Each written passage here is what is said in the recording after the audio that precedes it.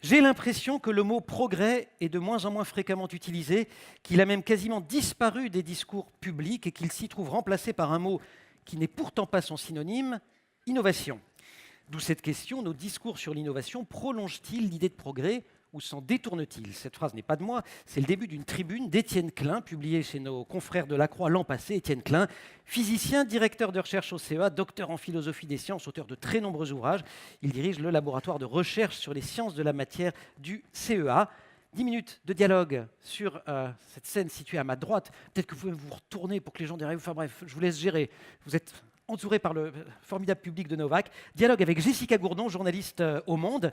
Ensuite, on prolongera avec Antoine Borde et à un moment donné, vous convergerez vers la scène centrale et vous pourrez poser des questions à tous les deux. Jessica. Bonjour Étienne Klein. Bonjour. Pour rebondir sur ce que vient de dire Emmanuel, vous dites que le mot innovation a peu à peu remplacé celui de progrès. Qu'est-ce que ce remplacement dit de notre époque et qu'est-ce qu'une innovation qui ne serait pas un progrès ? Alors bonjour à toutes et à tous. En fait, je dis la même chose que le président Alain Rousset, c'est-à-dire que quand il a dit le mot innovation en 1990, je crois, ça a surpris les gens. Quand j'étais étudiant dans une école d'ingénieurs, nos professeurs ne prononçaient pas ce mot. Ils parlaient d'invention, de découverte, d'application, mais pas du tout d'innovation. Ce mot était absent du discours public. Et avec un collègue de l'Académie des technologies qui s'appelle Gérald Bronner, on a regardé avec un logiciel la fréquence de l'usage du mot progrès dans les discours publics. C'est une très longue histoire, je vais la résumer. Le mot progrès qu'on a écrit quand même pendant quelques siècles avec une majuscule a peu à peu décliné à partir des années 80 du siècle passé. Le mot innovation apparaît à la fin des années 80, monte, le mot progrès décroît et le croisement des courbes se fait au début du XXIe siècle. Et alors comment Donc, vous il y a quelque l'interprétez ? chose d'assez incroyable, qui est qu'un mot qui a été structurant de la modernité, le mot progrès, a été liquidé en quelques décennies pour être remplacé par un mot dont on pourrait dire qu'il est synonyme. Innovation, progrès, c'est la même chose. Et ce qui m'a intéressé, c'est de regarder les rhétoriques qu'on utilise pour dire le progrès ou bien l'innovation. Et on voit que nos discours sur l'innovation, et je pense que la journée qui s'ouvre va, j'espère, démentir ce que je viens de dire, parce qu'il faut innover dans nos discours sur l'innovation. Ce qu'on peut voir assez facilement, c'est que nos discours sur l'innovation ne rendent pas justice à l'idée de progrès.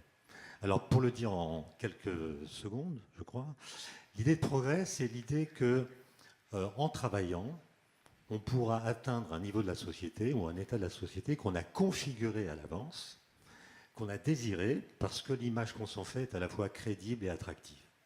Comme le dit Kant, l'idée de progrès est à la fois consolante et sacrificielle. Elle est consolante parce qu'elle nous permet de dire que nos enfants vivront mieux que nous, et elle est sacrificielle parce que le progrès n'étant pas automatique, il va falloir sacrifier du présent personnel au nom d'un futur collectif. Ce qui suppose une philosophie d'histoire, et cette idée s'appuie sur le pari que le temps est constructeur, le temps qui passe est complice de notre liberté, de notre volonté, etc. Le discours sur l'innovation, très étonnamment, notamment quand on lit les documents européens qui font que 2020 devait être l'horizon pour que l'Union européenne devienne l'union d'innovation, les premières phrases, c'est voilà, l'Europe est soumise à des défis, changement climatique, raréfaction des ressources, vieillissement de la population, changement climatique, etc. Et elle a compris qu'elle ne pourra relever ces défis que grâce à l'innovation, qui d'ailleurs n'est pas définie dans le document. Or, sans faire trop longue histoire, le mot innovation, en fait, il est très ancien, même s'il avait disparu, et le sens qu'on lui donne, par exemple, au XIVe siècle, dans le vocabulaire juridique, c'est le sens d'un avenant à un contrat. Innovatio, c'est ce qu'il faut modifier dans un contrat pour que le contrat reste valide, en tenant compte d'un changement qui s'est produit. Donc il faut innover pour que rien ne change. L'innovation en politique, chez Machiavel, c'est le prince ne doit pas innover, sauf quand son pouvoir est menacé.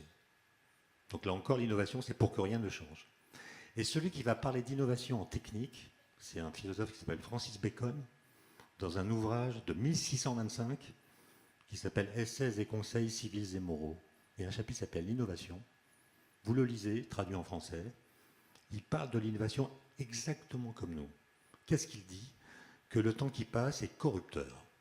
Le temps abîme les choses, abîme les situations. Les forces du mal sont maximales au début, les forces du bien sont continues. Quel est le bilan final ? Le mal l'emporte. Comment empêcher que le mal l'emporte ? Par l'innovation. C'est ce que dit Bacon. Il ne faut pas innover trop vite, sinon l'innovation est rejetée par la société. Il ne faut pas innover trop lentement, sinon les dégâts produits par le temps qui passe deviennent irréversibles. C'est exactement ce qu'on dit. Autrement dit, notre discours sur l'innovation, qui s'appuie sur un état critique du présent et non pas sur une idée du futur, est un discours qui ressemble à celui du Bacon et qui rompt avec l'esprit des Lumières. Et c'est à mon avis pour ça qu'on a abandonné le mot de progrès, c'est parce qu'on n'arrive plus à fabriquer une philosophie de l'histoire qui donne sens à ce mot. Alors, nous sommes là ce matin pour parler de l'intelligence artificielle, l'IA qui imprègne de plus en plus d'expériences de nos vies. Vous dites que ça nous place dans une situation particulière qui est la honte prométhéenne. Est-ce que vous pouvez nous expliquer de quoi il s'agit ? L'expression n'est pas de moi, je ne veux pas être accusé de plagiat. Elle est de Günther Anders, le premier mari de Hannah Arendt, et c'est une phrase que cite souvent Jean-Michel Besnier qui parlera aujourd'hui. Ce que veut dire Günther Anders, c'est que les machines nous ridiculisent dans beaucoup de secteurs, et on devrait être fier du fait que nous les fabriquons, mais en fait elles ont été conçues presque de façon parfaite pour certaines applications. Alors que nous sommes arrivés un peu par hasard, nous sommes devenus et nous n'avons pas été fabriqués. Et donc nous sommes soumis à cette honte prométhéenne d'avoir fabriqué des objets qui sont plus forts que nous. Voilà. Je voulais qu'on parle peut-être de la fameuse lettre ouverte sur l'intelligence artificielle de 2015. Elle avait été signée par Stephen Hawking, Elon Musk et une dizaine de chercheurs. Une lettre qui alerte sur les risques liés à la recherche en intelligence artificielle avec deux grandes questions. La question des décisions et des arbitrages qui peuvent impliquer des vies humaines, notamment avec les véhicules autonomes ou les nouvelles générations d'armes. Ensuite, c'est la question du contrôle, on en a parlé un petit peu tout à l'heure.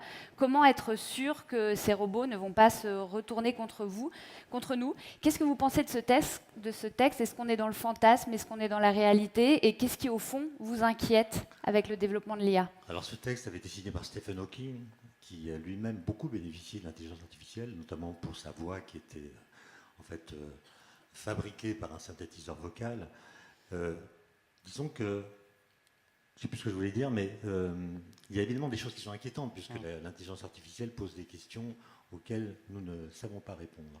Maintenant que les machines prennent le pouvoir sur nous, c'est quand même quelque chose qu'on ne peut pas garantir. Je pense que les robots, par exemple, sont des sujets politiques avant d'être des sujets éthiques.